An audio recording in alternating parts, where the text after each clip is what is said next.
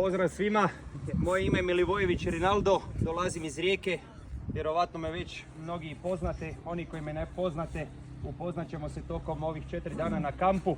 Evo ga, sa mnom je došlo danas nekolicina djece iz Rijeke, iz Hrvatske, njih jedno 20-ak. Nadam se da ćemo ova 4 dana lijepo trenirati. Ono što mi je jako bitno je da prije svega kroz ova 4 dana se lijepo upoznate, lijepo se družite, pogotovo vi stariji pomognete malo ovim mlađima kojima je možda i ovaj kamp prvi. I želimo da jedni druge bodrite na samome kampu, da nećemo da vidimo nikakve provokacije, nikakva gurkanja, nikakve, ne daj Bože, pogrdne i ružne riječi jedni prema drugima. To ne želimo na našim kampovima.